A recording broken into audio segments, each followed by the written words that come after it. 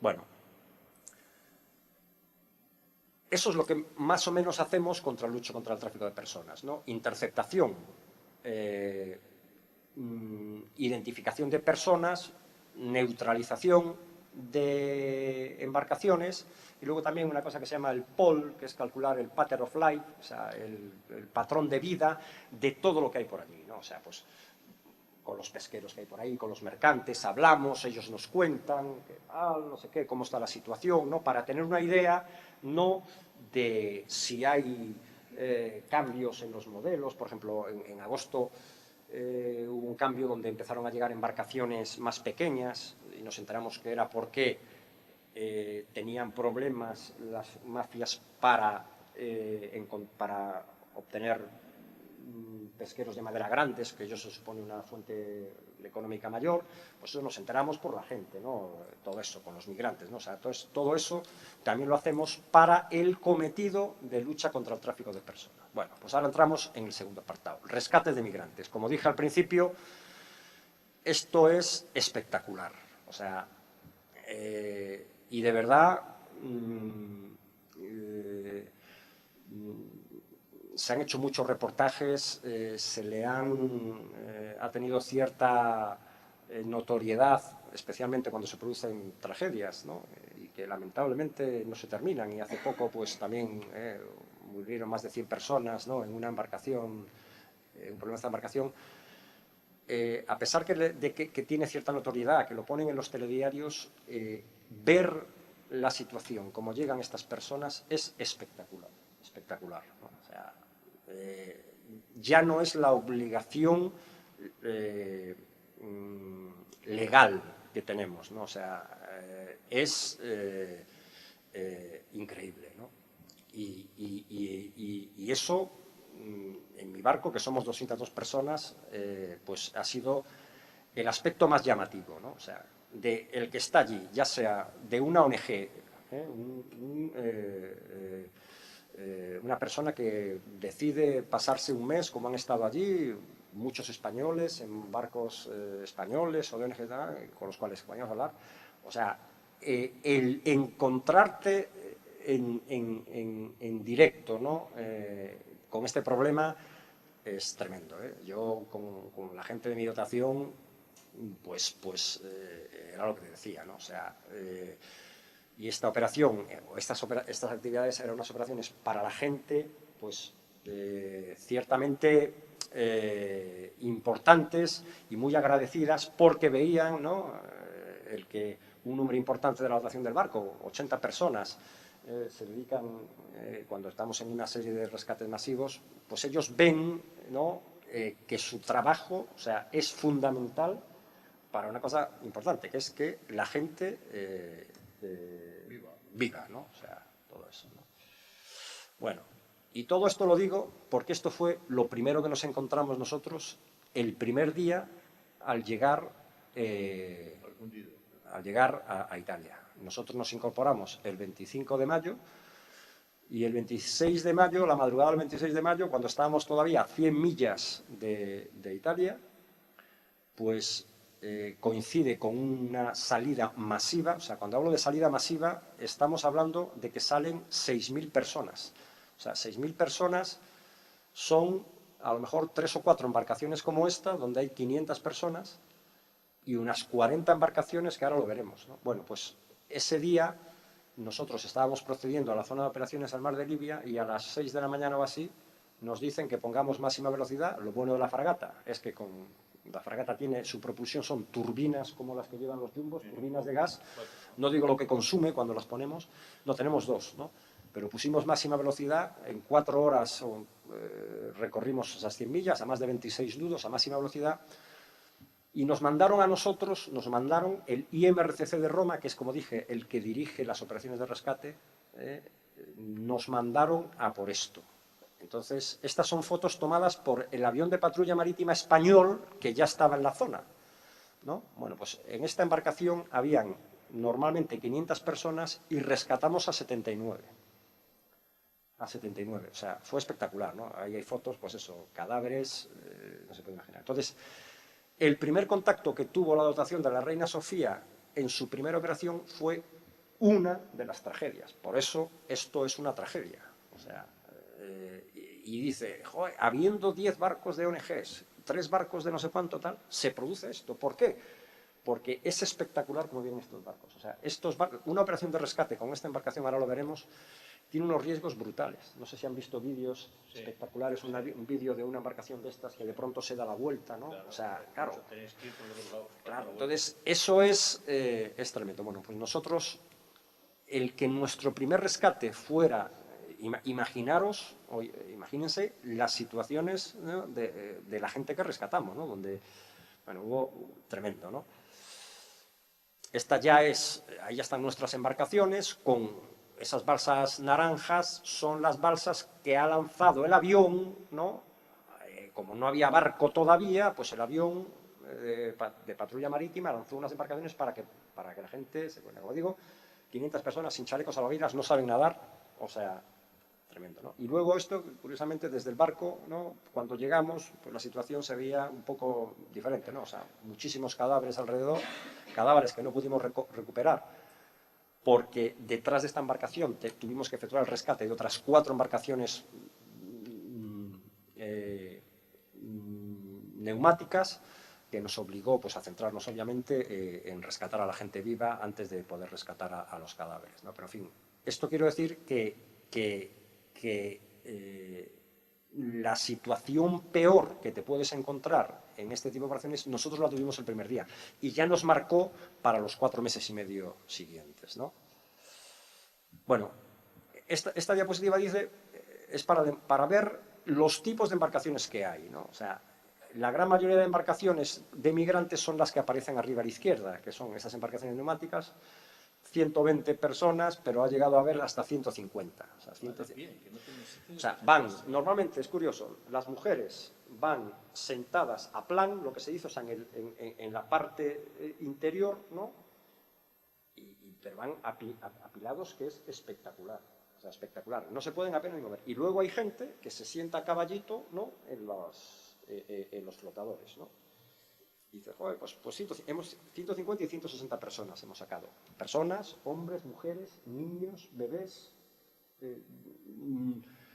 deficientes psíquicos, o sea, espectacular. La de la derecha son las que a mí me preocupaban más, ¿no?, que son las embarcaciones como la que se hundieron, porque son una embarcación de madera, un antiguo pesquero que le quitan la superestructura. Se vuelca enseguida. Claro, y ahí van 500 personas. 500 personas, ¿eh? Dicen, no, ahí no puede haber 500 personas. 500 personas, porque los que pagan menos van en la bodega, que normalmente, además, lamentablemente, muchas veces cuando hacíamos el rescate de esto, recuperamos cadáveres porque eran los que iban pegados al motor, y el hecho de ir tan apretados, los gases desahogaban, ¿no? Y esto es el problema porque esta embarcación, que en condiciones normales lleva 10 personas, es una embarcación perfectamente estable, con 500 personas, pues hace que, como se te muevan un número importante a una banda, se da la vuelta, y si no tienen chalecos salvavidas, pues se mueren muchísimos. Y como digo, ya a partir de agosto, llegaron las que vienen abajo a la izquierda, que son unos esquifes o unas embarcaciones de estas de madera, donde venían pues 20 o 30 personas, ¿no? Una embarcación de 5 o 6 metros. Curiosamente, la gente que venía aquí, bueno, y luego la gente viaja en una de estas embarcaciones dependiendo del dinero que pague, ¿no? Curiosamente, pagan más dinero por las embarcaciones de madera, porque se supone que el viaje es mejor, y las que vienen en las embarcaciones pequeñas se ve que es gente que paga mucho más, porque ahí sí que había gente, la gente normal que venía de ahí eran familias con cierto poder adquisitivo, venían con equipaje, con dinero. Algunos eran sirios, ¿no? Los otros. Algunos eran sirios, pero nosotros en estos 4 meses muy poquitos sirios ha habido. O sea, eran pues muchos, sobre todo de Libia, ¿no? Marroquíes también.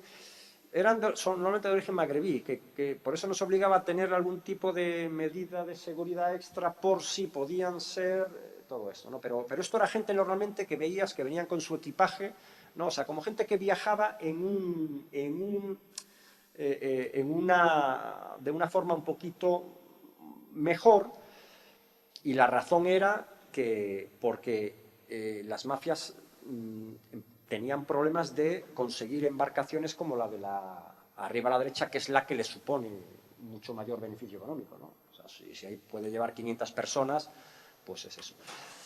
Y abajo, la de abajo no se ve muy bien porque es pequeña, es el rescate que hicimos nosotros el 10 de agosto, creo que fue, o donde rescatamos, fue el día que rescatamos a las 1.050 personas, porque tuvimos que rescatar a las 3 embarcaciones. Ahí se ve una embarcación como la de arriba de madera, a la derecha una de plástico, y allí detrás no se ve en un puntito una de estas, ¿no? O sea, fue en un día que nos obligó a rescatar. O sea, las fotos de los 1.050 encubiertos. Sí, los tenemos. No cabe. Los tenemos, ¿no? En esos barcos es imposible meter 1.050 personas.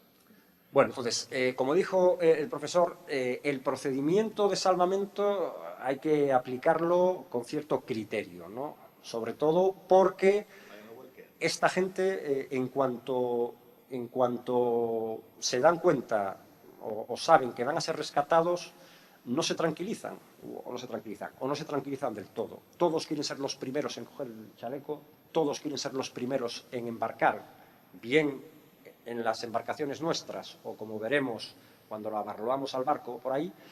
Entonces obliga a tener un control de la situación tremenda. Y por eso los que van, los miembros de la fragata que van en esas embarcaciones son perfectos profesionales que saben el procedimiento para evitar una situación de riesgo que pueda provocar algún accidente, ¿no? Entonces, lo primero que se hacen es, con 2 embarcaciones, no se ve muy bien la que está por delante. Una por cada banda. Lo primero es darle chalecos, porque, como digo, no vienen chalecos. Un traductor, ¿no? Hay un traductor, o sea, el traductor, llevamos un traductor específico de árabe, que es lo complicado, porque árabe no es normal, y luego inglés y francés, porque normalmente cuando la gran mayoría de los migrantes que rescatamos son del África subsahariano, hablan inglés y francés, con lo cual es más fácil entenderte con ellos, ¿no? Pero cuando son magrebís, pues hay que hablar con ellos en árabe. Entonces ellos les tranquilizan, no se preocupen, les vamos a salvar, tengan paciencia, tranquilidad, háganos caso, le damos chalecos, y luego, inicialmente, el desembarco se producía con nuestra embarcación, de 12 en 12 personas, ¿no? Primero las mujeres y los niños, pero nosotros, como nos vimos superados muchas veces, ¿no? en las operaciones que tuvimos, donde había 6 y 7 embarcaciones esperando, al final modificamos nuestro procedimiento para, con nuestras embarcaciones, dirigirlas al costado del barco, ¿no? Donde tenemos una escala real, que es la escala por donde embarcan. Sí. De esa forma conseguíamos que desembarcaran en 15 minutos las 150 personas, mientras que de la otra forma tardábamos casi una hora, porque había que hacer con las 2 embarcaciones muchos viajes, ¿no? O sea, entonces, nos vimos forzados a modificar nuestro procedimiento, pero no exento de riesgo, porque ahí igual, o sea, aquí ya el problema que tenías que tener es que todos querían ser los primeros en desembarcar, ¿no? Entonces, pues desde aplicar criterios a castigar a gente, el que intentaba saltar, usted es el último, no sé cuánto, o sea, en ese sentido, porque desde luego tuvimos alguna situación bastante comprometida, ¿no? Bueno, nosotros rescatamos casi 40 embarcaciones, algunas eran como la de la izquierda, que tenían, pues, o sea, venían 150 personas, pero mira cómo venía de agua, o sea, venía inundada, o sea, ha habido situaciones en las que la embarcación nuestra, cuando llegaba, y había varias, iba a una primera visual y ya determinaba prioridades. Esta que viene gente, muchas mujeres o no sé cuánto, o viene mala flotabilidad o inundada, para que fuera la primera, ¿no? La de la derecha es lo que digo para que vean cómo vienen. O sea, eso es el plan de una embarcación, o sea, donde prácticamente no se pueden ni mover. O sea, luego, ¿cómo se recuperan? Una vez a bordo, pues sí, eso es un miembro de la dotación que tiene que sostener a un migrante, pues que este viaje estamos hablando que a lo mejor, si todo sale bien, son horas, ¿no? Porque embarcan a las 12 de la noche o a las 2 de la mañana de una noche y estos rescates se provocan o se producen amanecer, ¿no? desde el amanecer. Bueno, cuando hay 5.000 personas estamos hasta por la tarde, ¿no? Pero es que a lo mejor esta gente lleva hacinada 15 días en una especie de campo de concentración que manejan las mafias en antiguos complejos hoteleros de Libia, donde no les dan de comer, vienen en una situación física muchas veces lamentable, ¿no? Bueno, y lo que decía el profesor, ¿no? Claro, somos un barco de guerra, somos una fragata, que no es un barco de transporte de personal, ¿no? Entonces, el reto siguiente es, una vez salvados, ¿no? Porque una vez que están a bordo, están salvados, pero luego hay que rescatarlos, es decir, hay que llevarlos a algún sitio, ¿no? Y eso es lo bueno que aportaban. Hay que examinarlo, pues examináis médicamente sí, que tenéis un servicio. Claro, y entonces... hay que separar los que están muy graves, los seguís en helicóptero. En efecto, en efecto. Y entonces... sí, perdón. No, que manejar 1.000 personas es muy complicado. En un sitio que no se cabe. Claro. En la cubierta que tiene 80 metros, que tiene 100 metros. El barco tiene 140 metros, pero es un barco, los barcos militares están... Lo que es cubierta, nada. Claro, o sea, la parte dedicada a habitabilidad, como le llamamos nosotros, los dormitorios, es para la gente del barco. Entonces, todo esto era extra. Y esto sí que es una cosa que nos obliga a los barcos que vamos a esta misión a alistarnos de forma específica. Ahora veremos... Por ejemplo, esa foto de la derecha, abajo a la derecha, es un hangar. Este barco tiene 2 hangares porque puede llevar 2 helicópteros. Pues el hangar de estribor, como solamente llevábamos un helicóptero, lo convertimos en la zona más segura porque está cubierta y ahí van las mujeres y los niños, ¿no? Lo poníamos ahí pues con mantas y todo eso, ¿no?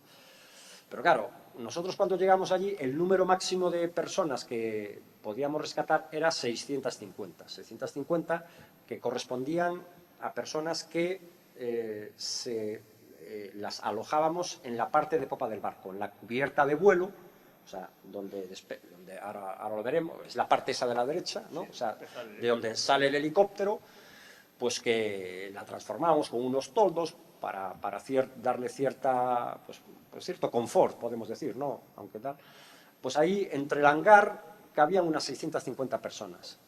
¿Qué pasa? Que nosotros nos vimos forzados a aumentar el número máximo de migrantes a requerimiento del IMRCC de Roma. O sea, los días estos que había salidas masivas, un problema para el IMRCC de Roma era conseguir barcos que pudieran rescatar a toda la gente, porque todos los barcos, sea de la Marina italiana, sea de la Marina de Irlanda, que ellos funcionan de forma independiente, barcos de Frontex, que también efectúan, barcos de ONGs, tienen un número máximo, ¿no? Pues nosotros, hubo veces en las que de 650 pasamos a 800 y al final nos vimos forzados a rescatar a 1.000, porque si no, claro, o sea, hay que valorar dejarlas allí o esperar que venga un barco de Italia, de Siracusa, ya se hace de noche. Bueno, en fin, nosotros al final 1.000 personas. Claro, 1.000 personas nos obliga al castillo, que es la parte de proa, que se llama, vaya como vaya, o sea, con 400 personas, ¿no? Entonces,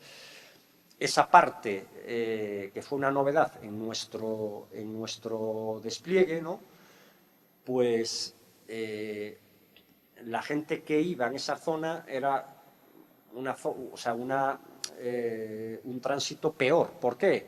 Pues porque se mojan, o incluso como el barco va navegando, hace más frío, de hecho mi mayor preocupación, cuando sabíamos que íbamos a embarcar a mucha gente era ver el meteo, o sea, el meteo para el norte, para Italia, ¿no? Claro, que de hecho en invierno esto va a ser imposible, o sea, en invierno con el mal tiempo, o sea, nosotros... Es que todas esas fotos que estáis viendo, eso es con una mar en calma. Claro, o sea, no es así todos los días. Claro, por eso, o sea... Que el día que estuve yo había una fuerte manejada, pero muy fuerte. Que no... Claro, hombre, todo hay que decir que normalmente los rescates se producen cuando la mar Sí, pero es en 2 buena. días se te cambia. Pero es lo que digo yo, Cuando no es llegues- lo mismo la mar en la costa de Libia Pues cuando llegas a Italia. que en el tránsito a Italia, ¿no? Entonces esa era una de mis mayores preocupaciones. Si tenía que llevar a gente en el castillo, pues cómo hacerla. Incluso pues en uno de los tránsitos que hicimos, tránsitos que además normalmente eran las 5 veces que hicimos nosotros tránsitos con gente, que fueron 700, 800, 900 y 1000 personas, siempre fueron 2 noches. ¿Por qué? Porque ustedes imagínense el problema de gestionar la recepción de todas estas personas. 6.000 personas en un momento. Yo es que nosotros que hemos tenido en su momento, en el año 2006, la crisis de los cayucos y todo eso, pero es que estábamos hablando que el día que más, pues estábamos hablando de 400, es que aquí hay días que eran 5.000 y 6.000 personas. O sea, imagínense que llegan 5.000 y 6.000 personas al Golfo de Cádiz y hay que desembarcarlos, bueno, ya primero que los países, ¿no? O sea, estén preparados para recibir a esta gente. Bueno, pero una vez que nosotros rescatábamos a los migrantes, bueno, lo iba a comentar más adelante, luego hay que desembarcarlos en el puerto que determine el Ministerio de Interior italiano. Porque claro, probablemente ese día estábamos 5 barcos con mucha gente, teníamos que ir. Entonces ellos te asignaban el puerto que fuera. Nosotros encima hubo dos de ellos que fueron en Tarento, que estaba muchísimo más lejos. Entonces te obliga a hacer tránsitos con 1000 personas a bordo de 2 días, casi. Con lo que supone ya para ellos, ¿no? O sea, esto no es un crucero, pero, hombre, van con la tranquilidad. De comer, tienen que hacer sus necesidades, bebida, en fin. Algunos están enfermos. Algunos están enfermos, entonces es y sobre todo para el barco obliga, ¿no? A mucha gente, ¿no? El estar pendiente de todas estas cuestiones, ¿no? Que no se caigan. Pues mira, el reparto de comida, imagina, claro, comida tampoco podíamos innovar mucho, ¿no? Y sobre todo se le daban arroces y pasta, ¿no? Que era lo más cómodo para el barco, pero es que a lo mejor un día eran 200 kilos de espaguetis o 100 kilos de arroz, ¿no? Pues ahí gente de la dotación, como digo yo. A lo mejor había que reducir la la comida, en algún caso que nos contaron. Bueno, nosotros ahí ya, como tuvimos mucha experiencia desde el principio con esto, ya funcionaba en automático, ya se funcionaba en automático. Y cuando ya teníamos una idea de que iba a haber un rescate masivo, ya empezaban en la cocina, empezaban a preparar comidas, ¿no? Luego era curioso porque... Claro, cocinas que están pensadas para 200. Para 200 personas, sí. Y luego también nos obligó sobre todo a material, ¿no? Ahí nos ven que la gente de la dotación que se trata, o sea, que se encarga de todos los cometidos relacionados con el rescate de inmigrantes, van con unos EPIs, un equipo de protección individual, ¿no? Que muchas veces a los barcos militares nos dicen, joder, es que tal. Bueno, yo digo que lamentablemente estas personas, después de las vicisitudes que sufren sobre todo los africanos, ¿no? que a lo mejor hay gente que lleva meses, ¿no? Desde que deja su país, pues ahí en el Golfo de Guinea, hasta que consiguen llegar a esta última fase, pues unos problemas de sarna, escabiosis o sarna, ¿no? O sea, que es contagioso, piojos prácticamente el 100%. Entonces eso nos obliga a una serie de medidas de protección porque imagínense que todos estos problemas se extiendan a la dotación del barco, ¿no? O sea, en un barco de guerra, 200 personas, entonces nos obliga a esta serie. Bueno, tuberculosis también, ¿no? Por eso hay gente, cuando hacíamos un rescate a lo mejor de pocos migrantes que luego teníamos que transferir a otro barco, no era necesario, pero cuando estábamos dos días con esta gente, pues obligaba a ciertas medidas, ¿no? de protección nuestra individual para evitar esta serie de problemas, ¿no? Luego abajo ven, es uno de lo que hablé del acuerdo con Frontex, ¿no? Pues claro, esta gente son inmigrantes irregulares que entran en Europa, pues hay que aplicarle ya el protocolo que exige Frontex. Pues era lo que hacíamos, era un procedimiento laborioso de filiación, imagínese filiar a 1000 personas, ¿no? Sacarle fotos, huellas, país. Había muchos que no te decían del país que eran, ¿no? Porque sabían que eso, Italia tenía acuerdos, sobre todo con países del Magreb, ¿no? Tenían acuerdos de devolución y no lo decían pues para evitar que no los devolucionaran. Entonces nosotros ahí levantamos una base de datos que luego se la transferíamos a otro barco si los migrantes finalmente los llevaba al puerto italiano otro barco, o cuando llegábamos al puerto italiano determinado, pues a las autoridades de Frontex, que Frontex era, bueno, era Carabinieri, o Policía Estatal Italiana, o incluso había gente de Guardia Civil, policías de otros países, ¿no? Porque como Frontex es una operación de la Unión Europea, pues todo el tema policial también trabajaba en eso, ¿no? Pues esto era un verdadero reto para el barco, porque obligaba durante periodos de 40 horas, desde una tarde en que terminábamos de rescatarlos, normalmente los rescates, el tránsito era un poquito más de 24 horas, pero te obligaban a llegar al puerto italiano a primera hora de la mañana. Entonces, eso te obligaba a estar una noche extra más con gente, ¿no? Con todo lo que suponía, ¿no?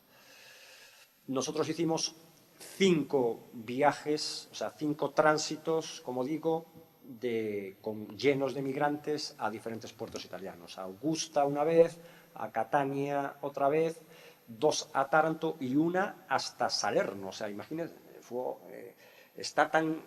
Para nosotros lo ideal era Sicilia, porque nosotros en cuanto los dejábamos teníamos que volver a toda velocidad porque probablemente nos interesaba que fuera lo más cerca posible. Pues una vez fue en Salerno, que es al lado de Nápoles. O sea, estaban tan atestados los puertos del sur de Italia que llegamos a hacer el desembarco de los 1000 migrantes, los hicimos en Salerno, ¿no? Bueno, situación de los migrantes. Como dije, había veces, los menos, en las que los migrantes llegaban en situaciones deplorables y lamentables. Es muy emocionante, digo emocionante, la foto de arriba a la derecha, ¿no? Este es Nani, un niño de 6 años, un superviviente del primer rescate que tuvimos el primer día, ¿no? De los que lamentablemente murieron muchos. A esta persona lo salvó una persona que no pudimos localizar luego quién fue, porque la gente que se salvó de ese naufragio, porque fue un naufragio, fueron los que mantuvieron la suficiente sangre fría de mantenerse de pie en la embarcación que estaba hundida, ¿no? Los que hay que verse en una situación como esa, donde muchas veces la desesperación pues te vence, y los que abandonaban la embarcación prácticamente tenían todas las papeletas de no sobrevivir. Bueno, pues a este niño lo estaba manteniendo en vida, o sea, lo estaba sosteniendo otro migrante. Y cuando llegó la primera embarcación, el nadador de rescate, o sea, nosotros tenemos dentro de esas embarcaciones, en cada una de las embarcaciones, un nadador de rescate que son pues buceadores y personas especializadas en rescate. Nosotros llevamos helicóptero y nos adiestramos muchas veces, pues sobre todo para un accidente aéreo donde hay que sacar a gente. Son gente que tiene mucha experiencia en operaciones de rescate. Y en estos casos era fundamental, porque muchas veces se tenía que tirar al agua, pues salvar. Bueno, pues el nadador de rescate, cuando llegamos, vio este episodio, y entonces al oficial que mandaba dijo, entonces lo cogimos. Bueno, este chaval llegó a bordo con semiahogado, ¿no? O sea, semiahogado y con una temperatura corporal de 29 grados. O sea, una hipotermia severa. 3 o 4 horas que llevaban en el agua. Y entonces, pues, enseguida lo recuperamos, se puso el equipo médico que trabaja en lo que ven abajo a la derecha, que parece una enfermería estupenda, pero eso es el pañol de torpedos, o sea, el almacén de torpedos del barco, que para esta operación se transforma en una enfermería de campaña, que se llama, ¿no? O sea, una enfermería, ¿no?, donde se le montan equipos y el equipo médico atiende a esta gente. Bueno, pues esta persona llegó a bordo una situación crítica. A mí el médico que teníamos a bordo me dijo que había que evacuarlo. Era imposible en ese momento evacuarlo porque nosotros, en medio, llevando a cabo un rescate de forma simultánea, es incompatible hacer operaciones de vuelo. O sea, no, largar el helicóptero te supone un periodo de 20-30 minutos. En ese caso, a mí ya el IMRCC de Roma me había asignado la misión de comandante de la escena de acción. O sea, usted, comandante de la Reina Sofía, es el encargado de efectuar el rescate con todas las cuestiones legales, ¿no? Y de responsabilidad tremenda, ¿no?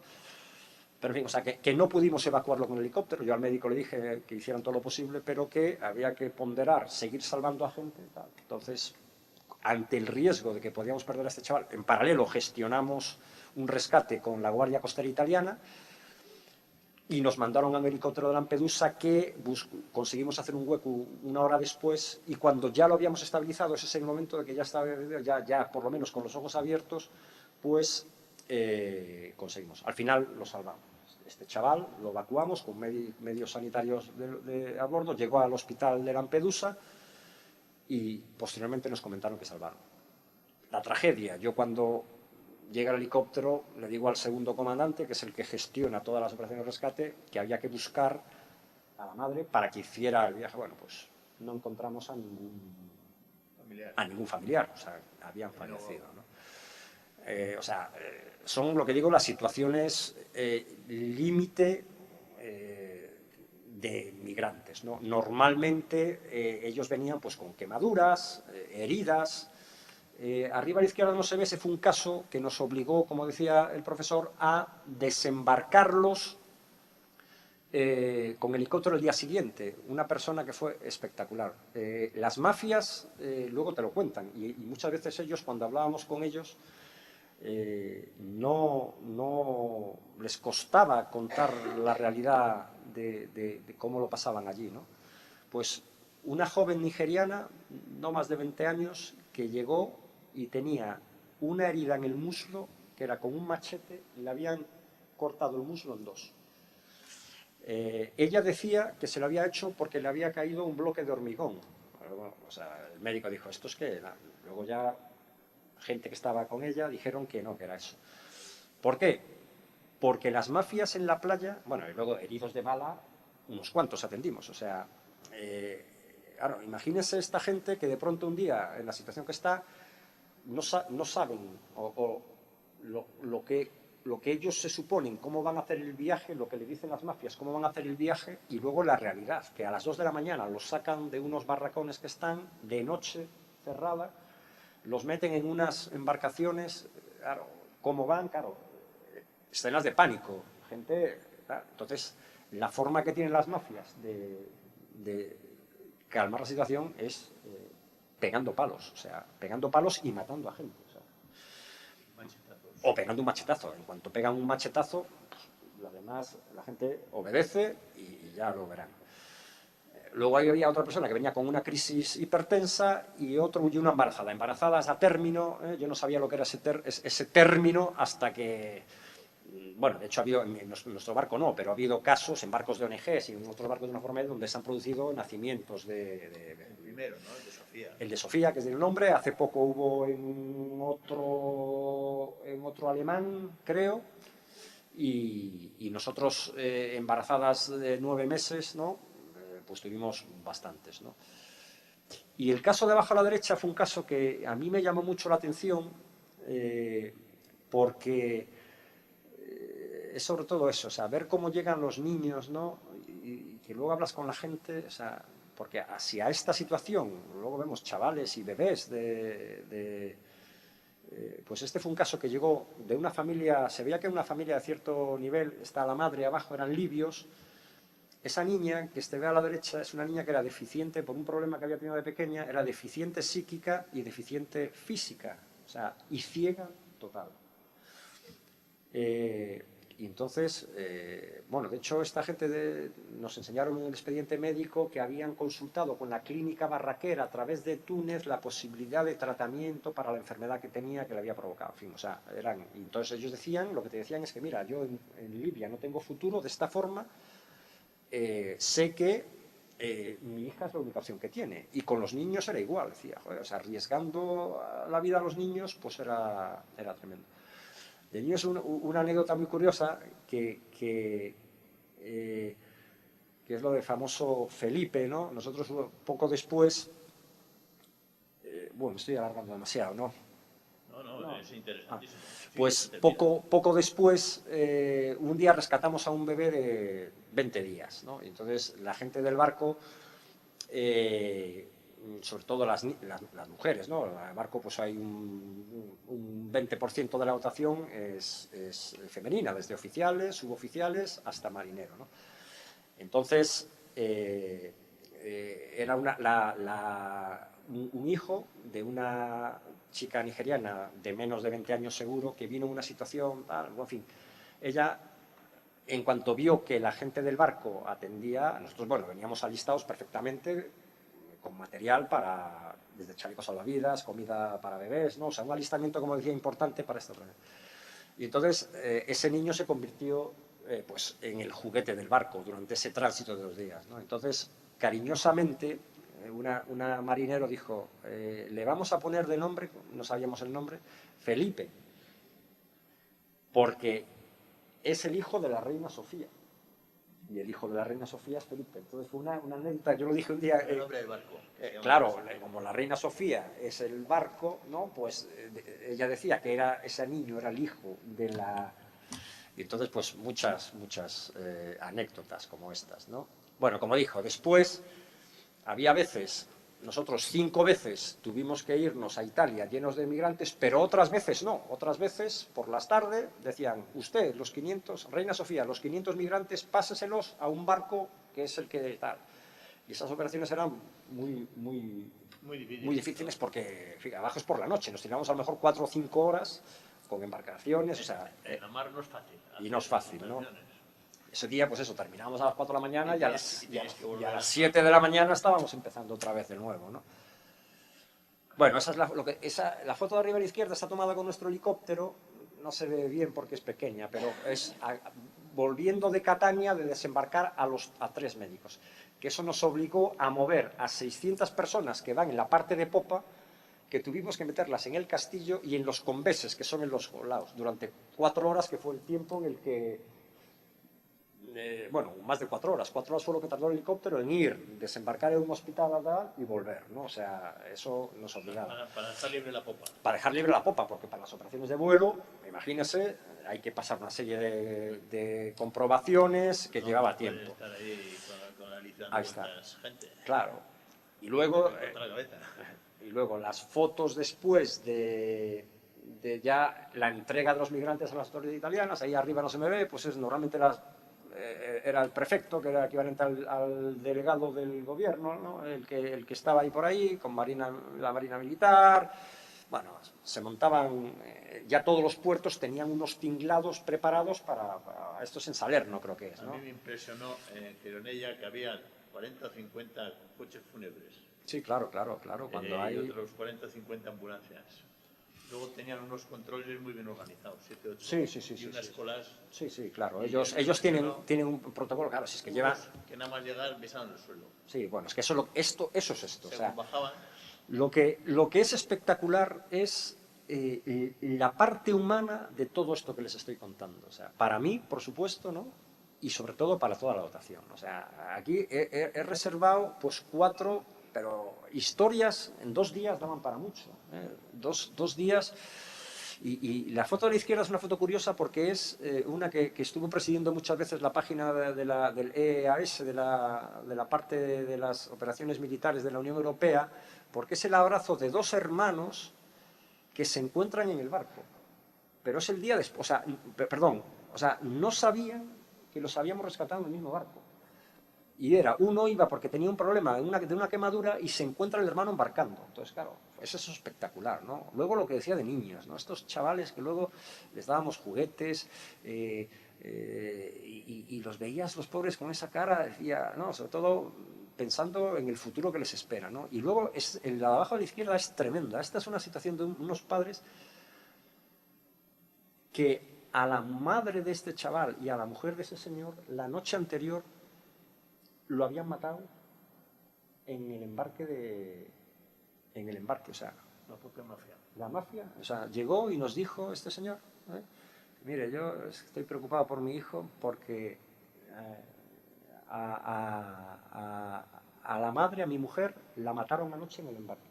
O sea, digo, situaciones, claro, contra esa gente, con esa gente, pues nosotros intentamos darle lo que aparece a la derecha. La derecha es curioso porque ese fue el primer rescate nuestro, coincidió con la final de la Champions, ¿no? Del Madrid y el Atlético de Madrid, y quieras o no, el fútbol, pues esta gente, como digo yo, la globalización, pues era un tema donde ellos mismos se pintaron, ¿no? Ahí pues son dos miembros de mi dotación, uno vestido de Sergio Ramos y otro, ¿no?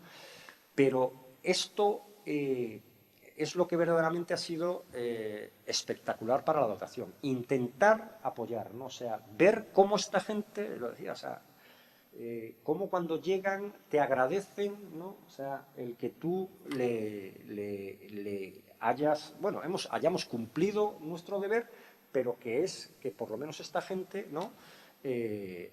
Haya alcanzado el final de su objetivo, por lo menos de forma segura. Luego ya el futuro, ¿no? Es lo que vemos, ¿no? Y luego este es un vídeo curioso, ¿no? Porque esto es... Bueno, esto es eso, un desembarco, como saludan militarmente y toda esta gente y le van dando la mano a toda la gente de la dotación que estaba ahí, ¿no? Porque verdaderamente se iban agradecidos, ¿no? Bueno, de hecho yo cuento un tema muy emocionante. En uno de los desembarcos en Taranto, nosotros entrábamos, la operación de desembarco podía durar desde un día entero, dependiendo del puerto. En Taranto estábamos 5 o 6 horas, y cuando salíamos dejábamos a los migrantes y luego salíamos de puerto otra vez, ¿no?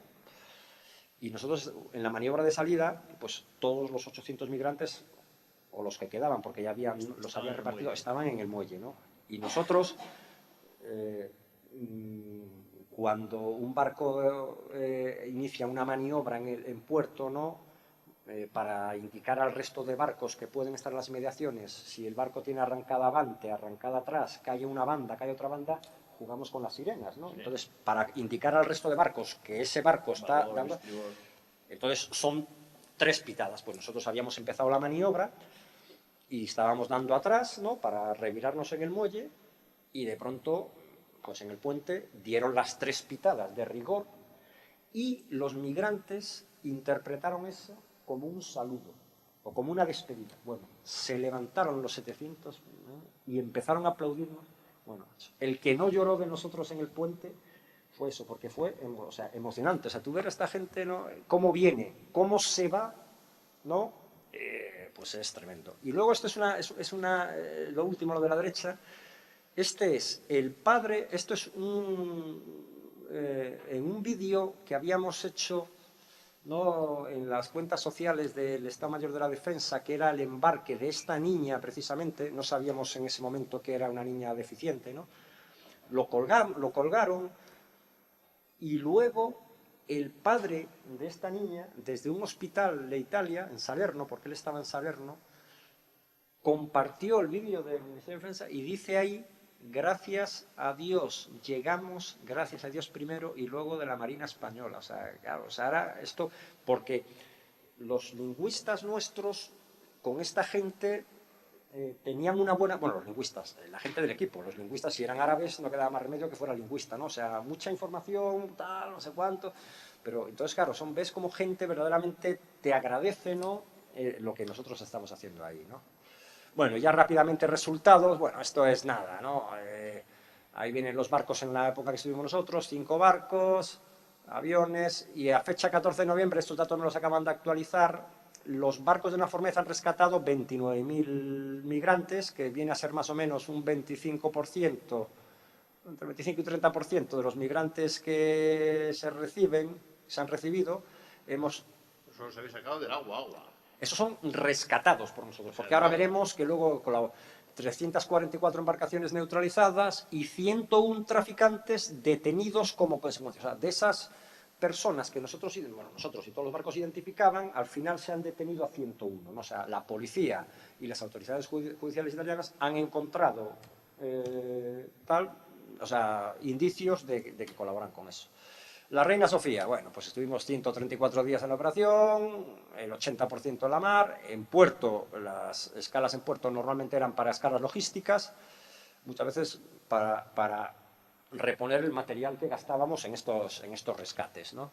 Recorrimos pues casi 19.000 millas, para que se den una idea, el Ecuador son 20.500 millas, casi dimos una vuelta para arriba, para abajo. Hicimos una interceptación exitosa, no son fáciles, la que vimos ahí, aproximaciones amistosas interrogatorias en el número, identificamos a 51 personas, posibles colaboradores, neutralizamos 36 embarcaciones, recuperamos 99. Estos ya son datos de rescates, participamos en 31 eventos SOLAS, o sea, eventos SOLAS es cuando el IMRCC de Roma te dice, te asigna a ti el rescate. No coincide con las embarcaciones de la derecha porque había veces que un evento SOLAS pues incluía a más embarcaciones, ¿no? Rescatamos directamente 3.762 migrantes, o sea, sacamos nosotros de las embarcaciones, pero luego nos dieron otras embarcaciones 1.100 migrantes cuando nosotros nos íbamos a puerto y de esos 3.700, 1.365 nosotros se los dimos a las embarcaciones. Sí, nosotros en puerto dejamos 3.500. Asistencia médica 327, más o menos un 10%, un poquito menos del 10% de la gente, ¿no? Pues miren, pues 43, tuvimos que seguir a 43 mujeres embarazadas, que era bastante normal. Y eso es todo. En fin, no sé si es la una, si da tiempo para alguna pregunta. Sí, sí. Era interesante el tema de las... Perdón, tienen que utilizar el... pero 2 minutos nos dejarán para hacer algunas preguntas. ¿Alguna pregunta? Sí. Bueno, muchas gracias por la fantástica... Al final me he extendido demasiado. Muchas gracias por la presentación. Y yo quería solamente hacer una pregunta. En el mes de agosto, cuando estuvieron sus compañeros en el evento, en el curso de verano en Santander, nos estuvieron hablando de que el nuevo frente que se estaba abriendo era perseguir las transacciones económicas que se estaban realizando en Reino Unido, y quería saber si se estaba trabajando ya en ese sentido, porque realmente en el terreno sí se está persiguiendo, el objetivo sería acabar con los traficantes, pero quien está financiando o recibiendo la mayoría del dinero fuerte está en otra parte también. ¿Cómo se lleva esa parte de la operación? Lamentablemente no le puedo contestar. Me consta que, como dije al principio, la solución de este problema atiende a una aproximación integral. Una de las soluciones al problema se encuentra ahí. O sea, una no. O sea, quizá la situación o la solución determinante para el problema se encuentra ahí. Al nivel en el que he estado yo, pues no le puedo decir. Sé que, en efecto, como le dije, en ese plan de acción de 10 puntos de la Unión Europea, pues hay enfoques de todo tipo. Entonces, expertos de la Unión Europea pues están trabajando. Nosotros, a ese nivel, pues no, lo único que hacemos a nuestro nivel es obtener información relativa, pues eso, lo que nos cuentan los migrantes sobre las mafias, para esa información mandarla a nosotros al nivel operacional y estratégico de esta operación, que son los que enfocan. Pero dense cuenta que esa es una de las cosas, pero quizá la más importante es conseguir la estabilidad en Libia, ¿no? Que estos problemas, ¿no?, ocurren en países como Libia y Somalia porque son países donde no hay estructura de Estado y entonces las mafias o la gente que se dedica a estos, pues entonces eso está a un nivel superior, hay un empeño de la Unión Europea a afrontar diferentes tipos, entre esos perseguir financieramente a estas mafias, que probablemente el encargado principal de esto viva en Suiza o algo así, pero no debe ser sencillo. Bueno, desgraciadamente, por lo visto, están esperándonos. Si tienen mucho interés, buscamos otro sitio en otro lado. Yo sobre todo lo digo porque quizá era más interesante para ustedes preguntarme cosas de la operación o visión mía, ya digo, dándose cuenta que yo soy el comandante de una fragata donde prácticamente tengo claro qué es lo que tengo que hacer y puedo aportar mi opinión, ¿no?, después de 5 meses ahí, a la situación, pero yo... En todo caso, vamos a terminar el acto aquí, que queremos agradecer, yo creo que es el sentir general, por la misión que hacéis y a ti personalmente, porque has venido a contarlos. Yo lo comunicaré a tus superiores, el agradecimiento que tenemos todos nosotros por habernos explicado y sobre todo por lo que hacéis, que yo ya lo conocía, pero quería que lo conocieran los demás. Si queréis, buscamos...